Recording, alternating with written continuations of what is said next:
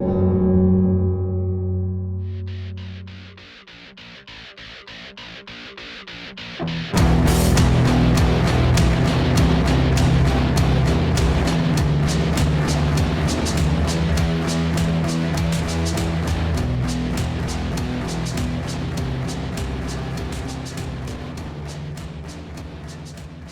to Full Metal RPG, the podcast that doesn't stick to the surface level of tabletop RPGs, but we like to dive deeply into the hard subjects and tackle those that other podcasts don't, and maybe have a little fun along the way. And that's what we're having here as the second part of the live from the Castle Balanceifer, deep in the eastern seaboard. We're all here in the same place again. Kayla, thank you very much for having us. Yes, happy to do so. And Tyler, thank you very much for also marrying Kayla. You all smell. It's going to take forever to get this out of my carpet. That's true. That's legit. It was bad. Noland is here. I'm here. I'm the problem. And you are definitely the problem. This is entirely your fault. Yep. We bought two more copies of this game. Yeah, I wasn't quite sure why you did that. Because, for one, when I typically do these sort of episodes, everybody typically has time to read the game. But then I didn't realize quite how heavy this game is. You didn't realize when I said on the Shelf of Shame episode that I hadn't gotten to it because it was a freaking tome. Well, have you actually said the words Phoenix Dawn Command yet? I have not, because I was doing a bit. I was doing a bit where I was going to stretch it out as far as I could before we said the name of the game. Damn it, Tyler. I'm the problem. Tyler is usually the problem. That's fine. But Nolan is especially the problem this time. I am the problem because I brought it to the Shelf of Shame and then I ran it. So right. And yeah, so now we have two copies to give away. I mean, if we want to. I will see by the end of this show, we're going to ask the question for myself and Kayla whether we're going to keep this game or not. Stay tuned to listen to this. But Nolan, I'm going to throw this to you. Yep. Phoenix Dawn Command, what the hell were you thinking? What the hell was I thinking? What I was thinking is that cards as a tactical element in game have some kind of merit. I don't know how, but I feel in my heart that the flat D20 weird flat random curve of most role-playing games is just nutty, right? And that if you wanted to play like a fantasy role-playing game with like tactical choices where I can pick to do this and pick to do that, and something will happen, having something like a hand of cards where you can pick when you win and pick when you want to lose, I feel like there's got to be merit in there somewhere, which is one of the things that like first drew me to this kind of game. And I think it's better than some implementations I've seen before. There's other card games, role playing games that are just kind of, oh, here's an inspirational card for your, Noland style weirdo indie thing, right? But something actually tactical. Everything I've seen of that before has not been great, right? And I thought this might be the answer, and I don't think it is. But Interesting. Okay, so this, I think this was a Kickstarter game, right? I don't even recall. I think it was. I think I remember this being a Kickstarter way back in the day, and it is a box of stuff, right? Box set. Anybody remember box sets? Yeah, it is. Very specifically, I have two very deep notes here. One is just beige in like 40-point font, because this game is very beige except when it's not. Correct. And it's 450 pages in the book. Yes. How many cards are in this game? Like, I want to say like 300 plus cards. Probably. It's a stack of cards. So this is like a 10-pound box. Yeah, he's looking at the back. Seeing on the back. You are remarkably correct. It says 296 tarot-sized cards. Oh God! 300. I'm having flashback to Magic the Gathering. Okay, all right, I'm better now. All right, yeah. But what is the general principle of playing this? Well, actually, what is You want to start with the setting? Yeah, what is the setting? What is the setting? Yeah, let's start with the setting. So the setting, I would call it fantasy fall of the Roman Empire. I would call it fantasy superheroes. Yes, and yeah, you are the superheroes trying to stop the fantasy fall of the Roman Empire. I agree. Yes, it's either superheroes or like wuxia, kung fu. Like you could kind of flavor it the way you want. Really. Right? Yeah, but you are definitely the superhuman people of this world. Like everybody else is a meat bag compared to you guys because you're invulnerable.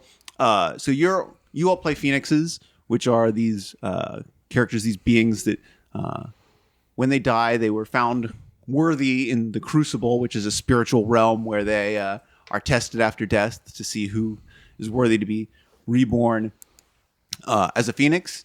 And when you are reborn, you're reborn in your ideal conception of yourself and with all these amazing superpowers. And you get to be reborn 7 times. And there's a... Well, wait. Before, okay. So, all right. This is a question that we're banding about. I was banding about with Brendan. Yes, in the episode before last of the one. Yeah. Anyway, was when you die. Yes. Okay. The first time you die, you're a farmer, or whoever. Right. And the first time you die, you're a farmer or whatever. You had something tragic or some reason that drove you to come back. Right. It's sort of in a Wraith the Oblivion sort of way. Right. Yeah, sort of. Yeah. In that, but you're, instead of being like mopey ghosts, you're fantasy superheroes. Right. You're someone who would fight to preserve humanity. Right. Or you wouldn't have been found. This is one of the ways the game deals with like premise rejection, right? As it says, oh, no, you're not the kind of person who's like, screw everybody, I'm out for myself. You wouldn't have made it through the Crucible to be a hero if you were that kind of character. So no, you're not the kind of character that doesn't want to fight and stop the horrible evil overrunning the Empire. You are an actual hero, right? Right. And that would... Then you're reborn into this flame, and you're basically brought into this kind of legion of superheroes, I'd call it. Like, and when you go out on these missions, you can still die because you're not immortal, right? No, you're not immortal. So when you die, this is the crux of the question. This was the crux. I heard the question. Many words had to get here to get this question. When you die, how fast are you reborn? When are you reborn? What is that cycle like? You are not reborn then and there on the spot. It's not just boing, boing, boing. What it is, there's a home base for this legion of superheroes, right? And you are reborn there sometime after your death. When you die again, you'll go back to this spiritual realm, the Crucible. You'll learn another lesson about, why you died and why you failed and how you can be better. And you'll actually come back with more powers. But it takes some time for this lesson to occur. Time is weird in the spiritual realm. It might take you, a day. It might take you 100 years to learn your new lesson. But then you will be reborn back in the bonfire. RBK talked about the imperial flame at the center of the realm. You'll be reborn in the there. So your death on a mission has impact on your teammates, right? If you get wiped out, you're not going to help the rest of that mission. You will be back and you will be stronger than ever next time. But your teammates are down a man and they've got a problem ongoing. So it's up to the game master as to how long this takes. Yes. Right. Okay. Well, moves at the speed of plot. Right. But it's certainly not. It's certainly not in the same mission, right? Because they've like airdropped you out into the field. Yeah. They're the conceit of the flame can send you out, but it can't bring you back. So you could be sent out if people were still out in the world, but it would take time for you to find them, say, if you wandered far from these teleporters, the flame teleporters, basically. Anyways, so that's the basic conceit of this, right? Is the Empire's fallen, and then we're trying to rebuild. All the supernatural evil is overflowing over the Empire and killing all the people, and cities have been lost, and and the superheroes are being reborn again to put a stop to this. Right. So that's the kind of overview, right? And it thinks of itself as a war movie, right? That you're going out in the field and your buddy's going to get shot in the head and you're going to be placed against these supernatural evils that no human has the ability to fight, but you as the badass superhero have the ability to fight. And your buddy's shot in the head and dies and goes back to home base. But you're still in the shit, right? Like that's what it thinks of itself as. Was that your impression? Did you get any impression of that when you? I guess we didn't have a death. That's so like I some know. of I was that very makes disappointed it. in that. That's one of the things. That in You my tried notes here. really hard. I tried. I did. Well, then I tried to not die right away because we were still in some situation. I was like, maybe I shouldn't like burn this thing that's definitely going to kill me right now. I mean, that is on brand with my choices. But To be fair, on the last fight, you did charge in like head first, sack all the things except for basically just short of killing yourself, and you one-rounded the boss. Yes. barbarians, man. Yeah, you picked the barbarian kind of class. Yes. Right. So there are 6 classes in this game. Yes, there are 6 classes in this game. Yep. And go ahead. And So there's 3 strength classes and 3 kind of intelligence-based classes. And they have vague kind of relations to D&D classes. You know, there's the devoted, cleric. which is a cleric kind of thing. There's the durant, which is the tank fighter. Yeah. There's the elemental, which is the wizard, Right. basically. There's the forceful, which is the dex fighter. Well, also is basically the Flash, right? You can also overlay, yeah. you know, These Superman, These only have Batman. vague relations to D&D. It's pretty close. Yeah. Yeah, I mean, 18th level monk. right, exactly. Yeah. There's the shrouded, which is kind of the occult rogue Right. kind of Wizard rogue. Yeah. situation. Yeah. The secret keeper and the spy master and so forth. And then there's the bitter, who is the barbarian rage, was wronged. One of the things I liked about the classes is each class came with flavor, which you could lean into as much as you wanted on the reason why you came back. Like your reason d'etre, right? Your reason for being a phoenix, a lot of the flavor from that came from the class and helped inform a lot of the character decisions. And so, okay, speaking of building characters, so we started out with a questionnaire. Does that come with, is that in the game? Yeah. Okay. That is the standard character sheet that you had. This guy here? Yes. We had a questionnaire Yep. that we were, it sort of reminded me of like Dread or whatever, where you're trying to like, you've got leading questions. Right. Yeah. That are telling you what's up. Yeah, maybe I'll go into the rules a little bit more, but yeah, your character sheet is basically a deck of cards. Right. But to get there, yes. you've got to pick a base. There's basically a base deck. It somewhat gets into a deck building kind of situation, Yes. right? Almost not right away, but pretty close. You pick a class that comes with a base deck, and then you get another stack of cards you can choose a few out of to add to that base deck. That's right? correct. Yep. But it's not like you're not doing a lot of deck building while you're playing. It's only when you level up that you add Yes. more cards. Right. Right? There's correct. some amount of not really deck building as you're playing, but there's some amount of micromanaging that if you wanted to get that deep into it, you could. And that comes from what you decide to discard and when you decide to shuffle. You can decide if you're getting to the bottom of your deck, I want to keep these cards in hand because I don't want them shuffled into my deck. I want them to go to my next discard. You could do things like that. And that comes from, my understanding of that comes from a lot of mechanics of like Slay the Spire and things like that, where you're really dealing with deck manipulation things. And from the GM side, there is a little bit of deck building as you play. It didn't come up in the intro adventure, but if you get poisoned or so forth, I can slip a condition card into your deck that you will eventually then draw and be like, oh, ouch. So when that card is drawn, you have to immediately show it to the GM and be like, I'm sad now. Yeah, I mean, it fairly much reminds me. I mean, it reminds me of like some modern card deck building games kind of had it splayed in here, but it also sort of reminds me of like Scion, the White Wolf game Scion. I don't think I ever played that one. It's the Kung Fu one.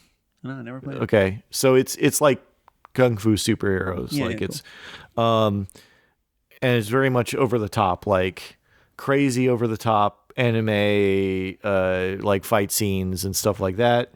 Mm-hmm. And fourth edition, because it's so mechanical, it reminds me somewhat of fourth edition because everybody has a role.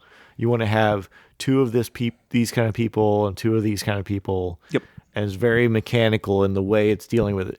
And I think that's why it might be good for people that are into board games as a way it to has get some into board game aspects too. You had little chits here for health and your sparks, which are your mana, basically, whatever you want to call it. The Yeah. chits could just as easily be numbers on a page, though. Yeah, They're sure, not of course really they could.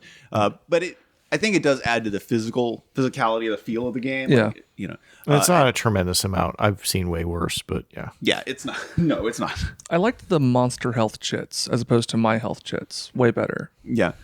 So the game has 3 suits of cards, basically, right? When you build your deck, right, your class is going to... It really looks like a play area for, like, Magic the Gathering, right? When you build your deck, you get 4 cards that are your core class abilities, and you don't have to draw those. You just, like, lay them out in front of your play area. So it looks like a Magic the Gathering play area, so you can use those abilities at any time. And then the rest of your cards get shuffled together, and they mostly come as, 3 different suits, strength, grace, and intellect, right? And those are the various things, and they're like tarot cards. They have pictures, and some of them have special powers that make exceptions to the rules, but all of them then usually also have a numerical value at the top. It's not the 5 of Pentacles, it's the 5 of Strength, right?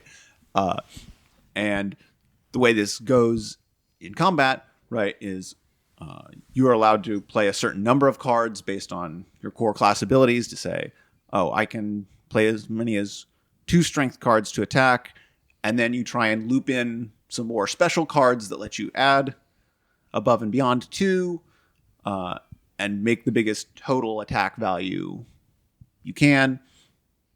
And that's how the basic structure of the game works, is you're trying to overcome some defenses, do enough damage to get past the enemy's defense and burn into their chits.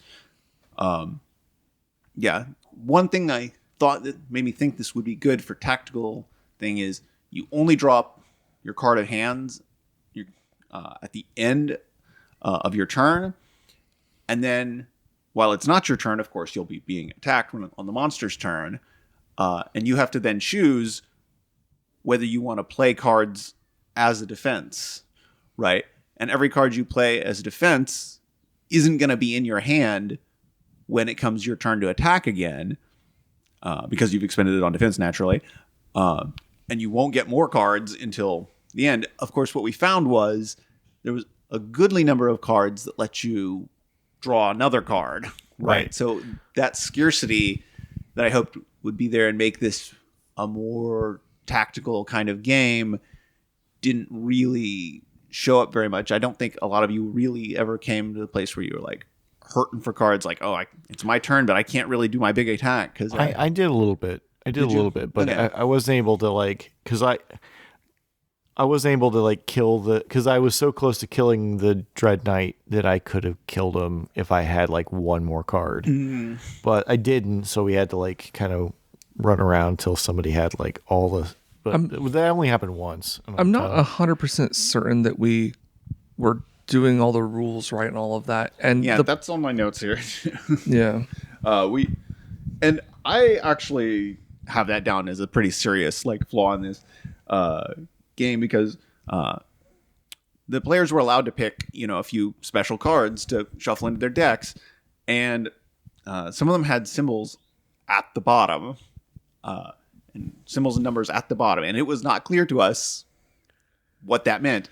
And we even paused during character creation and looked in the section on those type of cards in the book, and there was nothing about what this iconography meant, right? And we just decided to just everybody just pick what you want and move on with character creation because we're not going to delay this forever. Mm-hmm. I think we eventually did find it in the character advancement section that these, were intended for more advanced characters. Right. These were locked away, but yeah, it doesn't really matter. I mean, in some ways I understand that we're trying to play test the rules as written, but as Kayla likes to say, fuck rules as written. Fuck rules as written. The GM makes it up. Right. Of course the GM makes it up, but the rules are if a game designer has done a good job, then they've put together a set of rules that are gonna guide you to have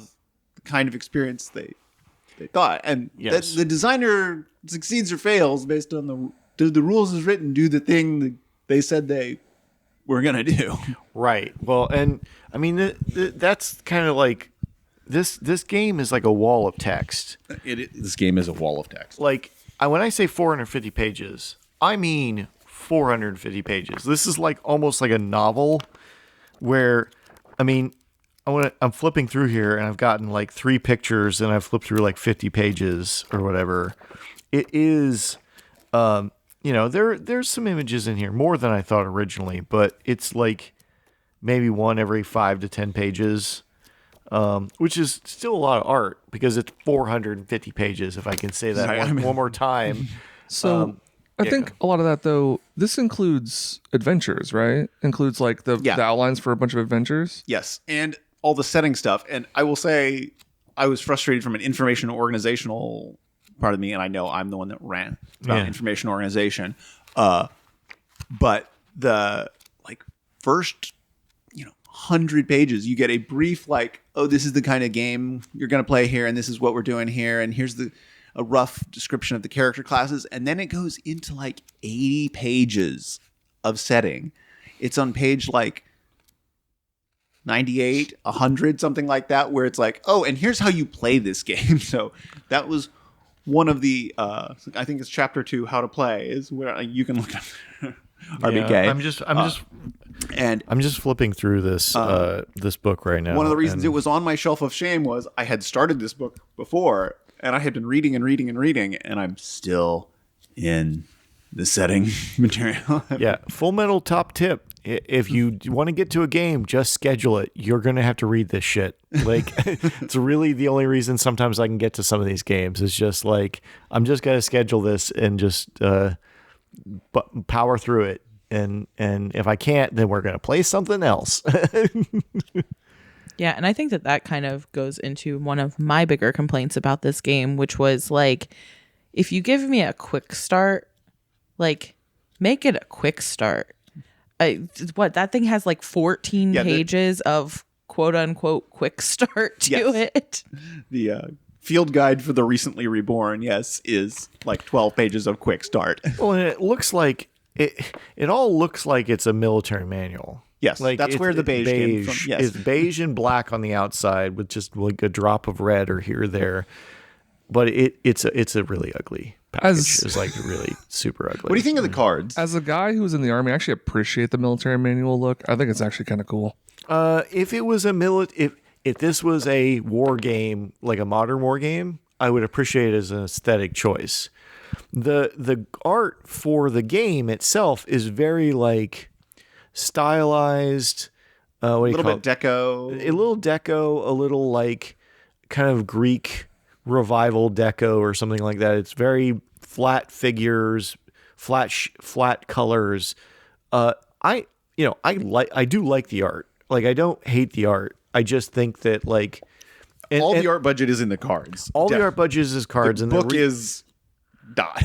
well, and there is I think art that I didn't see in the cards in the book, but it's very much like kind of you're flipping through and reading all the, and it's not like super, it's not like tiny it's a 1-column layout, so thus why you're gonna get a gigantic thick book, because it's a 1-column layout. Which reads easier sometimes, but also from an organizational standpoint, it's sort of difficult to get everything you need in a prompt amount of space, right? One thing I will say about this, I know it's at 100 pages or whatever towards the beginning of just setting stuff. If you get to the rules and distill down the rules, which obviously from an organization standpoint is really a little tough, you don't need all their setting stuff. Like, you get the general overview of the things, but knowing what all the locations are and all their backgrounds, you can make your own fairly trivially with this, because you're literally being sent out as like special forces to go put out fires around in a kind of war setting, right? And so you can really make that whatever you want it to be. Yeah, and I didn't force you guys. I didn't even pitch to you guys what, because there's a whole chapter in that intro thing about each of these former kingdoms that around the thing, and each had their own form of magic and a little bit of their own culture and so forth. And I did not make you guys like learn that or do that to generate characters. I was not like, oh, what specific region are you from? And like that's a lot for people to take on board to get started and play a game, right?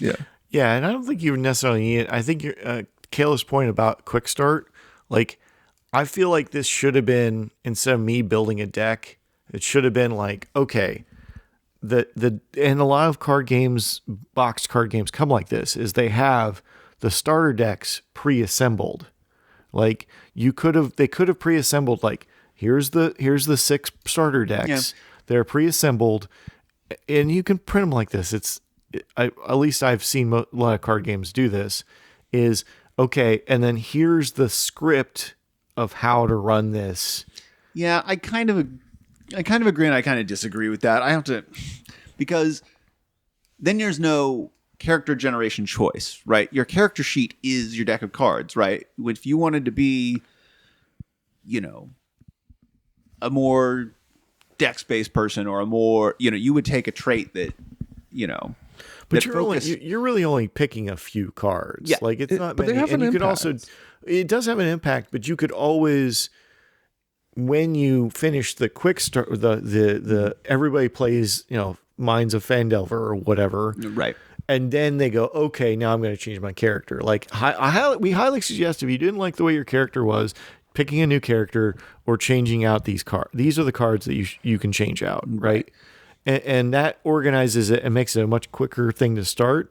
Yeah, it is a long thing to start. Well, especially since, we're first trying to get our heads around the rules, and a lot of the rules are on the cards, which is, I think, something about this game that almost works. There's a lot of things here that almost work, but the cards are all, like a little bit of Magic the Gathering or whatever, tactical card game you're familiar with. There's, exception-based rules on the cards, and there's a lot of exception-based rules in the thing, like what you can spend your mana points to do, right? You can always bump up a thing. You can use it to make a ranged attack when you don't have one. You can, there's a whole bunch of exceptional things that exist at one place in the rule book, and I have to read this enormous tome, keep it in my head, convey it to you, the players, because the quick start, even there, doesn't explain the exceptional rules, right? Explain it to you, the players, and then give you guys the option to do what you want to do.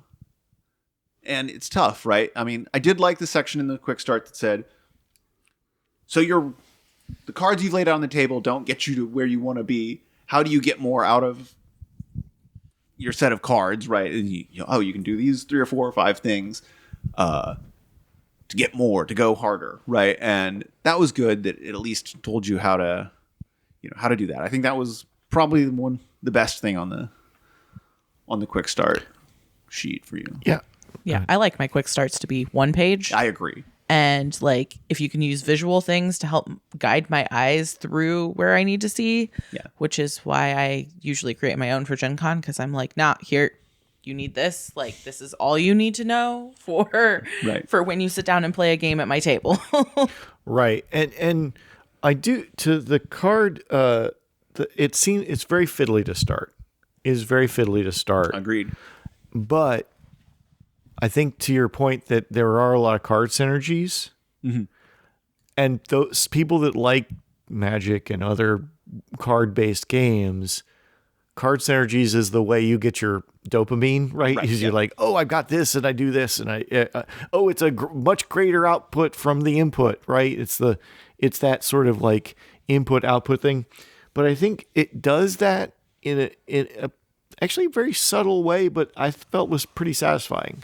And the card synergies match your like class decision synergies as well. So one of the things my character was an elemental, which is just kind of more of a wizard or a sorcerer, and my character was a martyr. And so I chose the elemental ability that when I took damage, I have an ability that lets me take damage and replenish basically like my mana points. I forget what they're called. Yeah, they're called sparks. Sparks, yeah. But when I do that, I also regain sparks from everyone on my team. And so I was like, oh, I'm going to be hurting myself, regaining my sparks and just burning hot. And I'm also going to help everyone else out. Yeah. And I do give it a B+ for being the war movie thing, because it is definitely a thing where like the combos with your teammates do matter and helping each other out. Like it is supposed to draw you together as a group, and like you need your teammates, and when your teammates die, it matters, right? Because your combo is no longer possible and so forth. Like in some ways, I felt Kayla's character could have soloed that whole thing.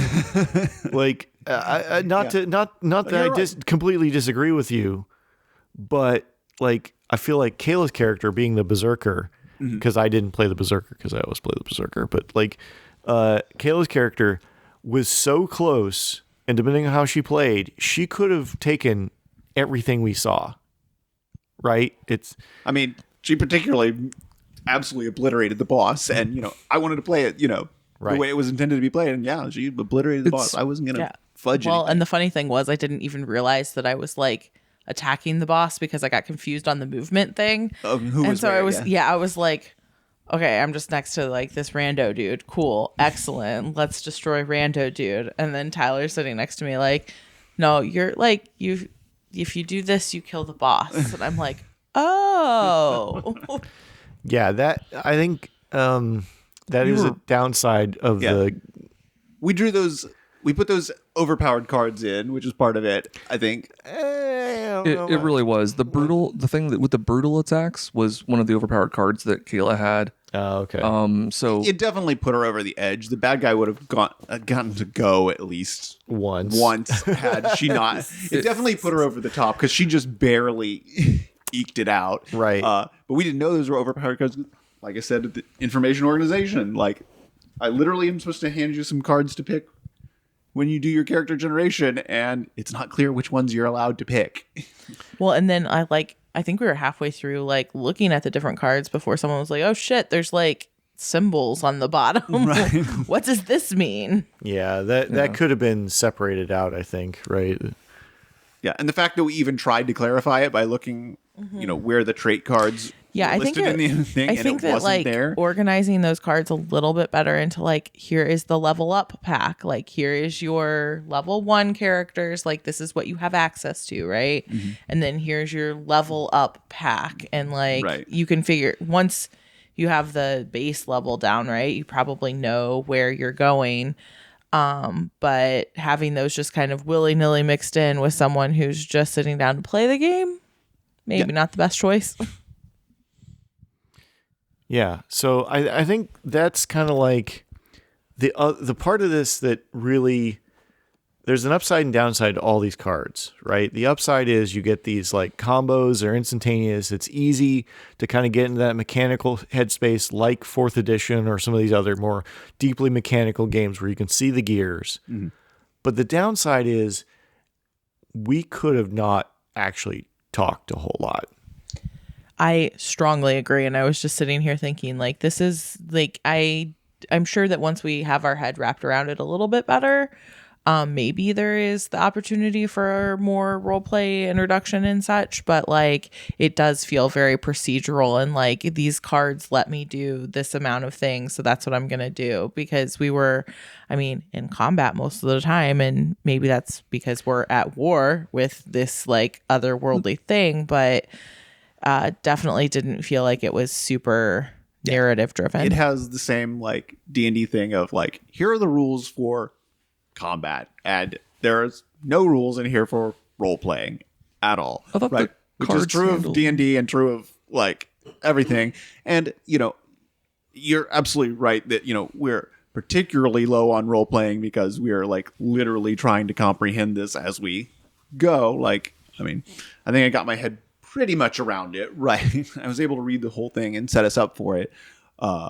I don't know if you guys feel like I explained it well enough for you to get going, but I mean, I think it was pretty easy to get going. Yeah, I think it's that Fiddly, but like the second that I equated it to Slay the Spire, which is a card building Yeah, I've game not played that Slay- like I am Slay the familiar Spire. with, I was like, okay, this makes sense. And it's down to the like you get 5 cards that you are your resources, and like you can do X amount. Like I'm like, okay, I understand this card mechanic thing. This makes total sense to me. So I think that is well explained, and I find it interesting. I agree, like having that like deck that you know what's in the deck, but you don't have access to everything because it's just random draw. I don't know. I do tend to prefer more of the narrative driven game, so that's a little hard for me to want to be inspired to play again. well, I think it's like any other role-playing game. You can really just be down in the mechanics and not. I mean, Forge of the Dark's the same way. Just see last episode, but you can just be like, all right, I do this thing. This does this, and you get this much harm. And, right. I mean, and- some games but- are not like that, right? Like the Phase Anatomy or Brindlewood Bay. Like, to recover your resources, you have to like interact with the other players. There are rules that actually reinforce role playing. D&D and this game, there are no rules that reinforce role playing. You can have as much role playing or as little as you'd like. Yeah. But that's kind of like, Tyler, you had something you were trying to get to. I was just piggybacking off what Kayla had said. I agree that I tend to like more narrative driven games. However, I do find myself from time to time missing a crunchier game, like a Pathfinder or a 3.5, where there's just a whole bunch of options and a whole bunch of crunch and a whole bunch of stuff I could like really get into the mechanics of what's going on and dig into it. And I hinted on that a little bit on like really making some tactical decisions on when you decide to shuffle and things like that. There's the opportunity, if you're a really tactically minded person, to make some really tactical deck building decisions here. And so there's really good potential. I see, like, thinking about people in our weekly gaming group who would really love this game. Yeah, and it's going to be. This is not for everybody. There is a. That's the kind of thing is like if you need, and I often like it when a game encourages role playing through the mechanics. I don't think this is one of them too much. Yeah, no, it's not. And there was a skill. You use the cards for also to basically roll your skills, and you had combos for skills. It's there. It does the thing. It's not terrible. Would be my. I mean, I think it's of these kind of games where it's like a game in a box of that I played. I think it works, but I just feel like it could use a bit of a refresh, rewriting kind of situation would be very helpful. Like somebody come in and organize it so it flows better and like cut out half to 3/4 of this book. And I'm kind of realizing it felt very, playing through it, right? It felt very Final Fantasy-esque. yeah, well, that was my point in the episode before we came. I was talking to Brendan, and it was like, the only reason I think it was called Phoenix Dawn Command, because that's a weird name. It's a super weird choice. is Phoenix Down is the resurrection item in Final Fantasy. Like you use the Phoenix down to resurrect your dudes during your tactical combat. And I feel like that either subconsciously or in, because we're resurrecting people and coming back and they're better. And it's significantly different, but I could see how you could play basically Final Fantasy with this game. Like this is very much like if you like Final Fantasy and that kind of like turn-based tactical combat, like this does that thing. Like, and you could pull off combos that feel like the combos in the game or whatever, the limit breaks or whatever. Well, even how the initiative sort of was tracked, right? It was like we lined all of our cards that represent our characters up, and then the monsters just slot in every X number of characters. Yeah, monsters have a speed, which is, if a monster has a speed of 1, it goes between every character. If a monster has a speed of 2, it goes 2 players go, then the monster go, then 2 players go, then the monster goes, right, and so on. And I actually kind of think that's I like the monsters being more brutal. I did like that. I did like that. Yeah. It was like, oh, the Black Death Knight was like, oh, I only get to do once. No, I get to do every other person. Like you are going to feel terrified by if you take the time. A lot of this is like we're also like learning it, trying to come up with it. It's that initial growing pains. I think, if you play this a couple more times, I think you could get the flow of it real quickly. Like if we had their characters in little baggies and like take the little baggies out. Okay, here's characters. Okay, let's start. Okay, you're dead. But like, yeah, you regenerate. But if you're like you die at the beginning of the session, like the game master has to figure out how to get your ass back. There are rules in there for this, actually. Okay. If you die from health damage, right, in the game, which is probably the most likely for you to die quickly, because it's not like the enemies can steal your mana. You can die from either running out of mana or running out of health. But if you take a huge hit early, then you hover around as a ghost, and you can spend your sparks and stuff on your enemies. And when you finally run out of sparks, then you get sucked back down to the... okay. And you run out of mana, you finally get sucked back down. So you can still spend your mana on your teammates if you die early. Okay, so you could play Annie, see last episode, all the time if you really want to. Yeah, you can play briefly as a ghost. So long as you have spiritual energy left, you can hang around as a ghost and help your teammates. But if you... you can also spend a bunch of your spiritual energy to like blow stuff up and save, try and blow up bad guys and that kind of thing. Yeah. On the topic of death, yes. This is something we didn't run into because no one died, but does that character remain in the initiative order and just there's no one there to take that turn? Or do they get pulled from the initiative order? I'm thinking about this because I think that was actually specifically covered in the rules. With fewer players, it's going to be, your players are going to be stronger. And it shouldn't be like that, right? So if the monster goes 1 every 2 players... Yeah, but you'll have less combo things to do. You'll have less combo things to do, but you're going to be able to redraw your hands more often. But monsters are going to be hitting fewer people's hit points. True. And you're going to have fewer mana points to spend. So it balances somewhat there. I don't know exactly how that would net out, but I don't think it is wildly thing. But yeah, I don't know whether they're in the initiative order or not. I assume they're not. But it's unclear from the rules. If someone dies mid-combat. Did this come with a PDF? I don't believe it did. No. I think we bought this No. for free. I think it could benefit from a searchable PDF. Yeah. Yeah, seriously. But I think, organizational or an SRD or whatever you want to call it, that's like an online searchable wiki or whatever would be really helpful because of how big this thing is. It's very unwieldy, but I think we had a rad story, even if it wasn't like particularly like we didn't influence the story too much, but like I feel like the little like intro. The intro adventure was pretty good, I thought. Yeah. And from a GM point of view here, I really liked the cards that represent the monster. They've got 2 or 3, maybe at the outside 4, tactical things the monster can do. I can look at that card and be like, well, he can do this, this, this. He can't do this until it's triggered. Boom. Those reactionary things didn't care about turn order either. Yeah, and the monster reactions don't care about turn order. Yeah, and it tells me how many health levels. It tells me how often he goes, and it gives me when he goes. There's 3 things here. what I was disappointed in point of view was, I was expecting this to be a gritty war movie. I know I myself have a bad habit of, being the player's greatest fan and wanting the heroes to succeed. And I like games like this that like challenge me to be tougher on the players and like, here's the 3 tactical things you do and you're going to mess them up, right?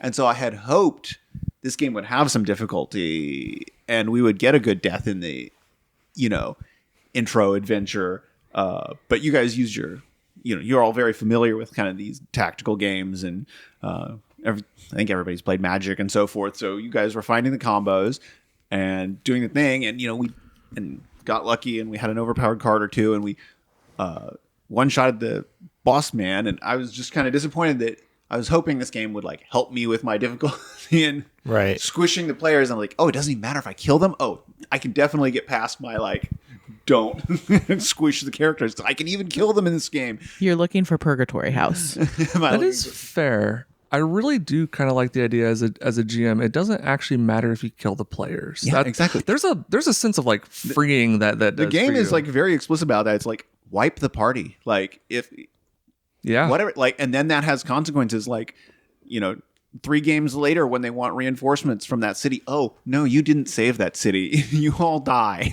trying that mission. Like that city's dead. Like, there's no reinforcements coming.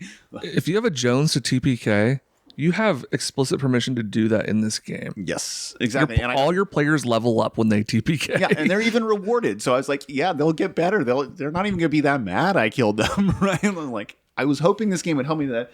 But I was kind of sad that we didn't get the difficulty we wanted. A little bit of that is our fault because I think we had some like level 6 or level 7 traits shuffled into a couple of the decks. It wasn't that. Wasn't that bad. I would feel bad about us doing that, except that we explicitly stopped and tried to find the right rule, and we couldn't find it till afterwards. So yeah, well, and I don't feel so bad about it. Yeah, you shouldn't feel bad about that. There is a level of polish that this game could really use, and I think that's my point. Is like there's a game here that could be even better and go even further.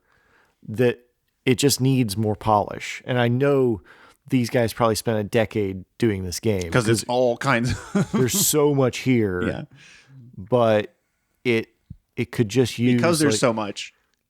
It's not all polished. Right. It needs polished, and that's kind of I think that's my review for this. Like I feel like, I don't have a table for this. Like I don't feel like I have a table for this, so I'm gonna say that if you're a patron and you message me, I will send it to you because I gotta roll. You'll have like 200 people. A patron. Oh, a patron. Okay. The first patron that messaged me after this goes live can have it. And I'll even if nobody goes right away, then I'll ask in the patron chat on the Discord or on the Patreon itself. But Kayla, are you? Because you guys have more board game stuff too. So do you think you're gonna keep this one or? Tyler, are you going to run this one? Because I am not going to read that rule book. So this is one of those things where I'm going to try not to be a hoarder because I think all gamers are hoarders and have all the things on their shelves that they never play. I think that several of our regular gaming group would really like this, but will we actually play it? And I think the answer is probably no. Well, this could be, you could pull this out as other than the amount. See, this is the problem this is the kind of game you would want, like, oh, the D&D game is, or whatever game is on hiatus because there are like 2 people that can't show up. We'll pull this off the shelf. We'll play these characters. They're already built. We've gone through and then you just kind of swap out who's playing. And that's the kind of game I want this is what I feel like it should be this game, and it's not, but you could get there. It just would take more work than maybe you would want out of this kind of game. So yeah, it only plays the GM +4. Also, that's something that should be known. Right. Yeah, it is a relatively low player count, but I feel like that you'd have to add another 100 cards for another. Yeah, and that's exactly it. Is you can't build a fifth deck for players. I think that having the extra cards isn't a bad thing, though. I think honestly, more options and cards would actually be pretty cool. Yeah. It's not cards that you have in your deck at all times. It's just cards that are in the box. So Yeah, and this is one of those games where they could have, if it had gone well, could have done expansions and stuff. to answer your question, though, I think it'd be better if this went to one of your patrons who would actually really play it. Right, exactly. So, anyways, I think we're good here. Has anybody got any Let's go to Kayla for final thoughts first. Yeah. Yeah, no, I think that we have gotten all of my thoughts out on this game. Biggest thing would be like if we can get this narrowed down to like a much shorter like quick play, that would be a godsend for this thing, I think. Yeah. Tyler? I think there's really something here for the tactically minded. Like, it's got the bones, at least, of something really, really good. I completely agree that the rules need distilled and need to be better organized. I didn't have the book and I didn't really read it, but I didn't get back deep into the lore and the backstory and that kind of stuff. So I don't really know what's there. But from a mechanic standpoint, I always have this desire to try new, interesting mechanics, and this tickled that fancy for me. So, Right. Noland? Yeah, I'm a similar try new mechanics thing, see if the mechanics change the game. And yeah, that's what I wanted. That's why I wanted to bring it out. Yeah, I think this game is very close on a lot of things, but it's not there. There's a bunch of meta plot stuff in the back that I didn't personally enjoy. It's fine. It's not, but I don't like meta plots. Yeah, I think it's okay. I think I'm gonna keep it. I'm gonna try it, and I know I always say this, but I think it would benefit from more sessions. I would really wonder if it's possible with the Roll20 deck system, right? If you took 10 hours and typed these cards Oh, gods. into the Roll20, or could you play this online? I don't know. I wonder. I think you could, but it would require a different tabletop simulator is probably a better place for this than any of it, because you can basically build a card game. Right. And I would wonder if you went on some of these simulators, if it's already there, somebody's already done the work. I'm always surprised at how few of those indie things aren't, but maybe it is. Well, this is such a and like I said, it was This is a Kickstarter. niche thing, a niche weird. Like, I think I remember this is a Kickstarter, so it's possible that it was part of the campaign. 2015, by the way. 2015. May of 2015. Yeah. Right. So we're like, quite a ways on from this. Anyways, yeah.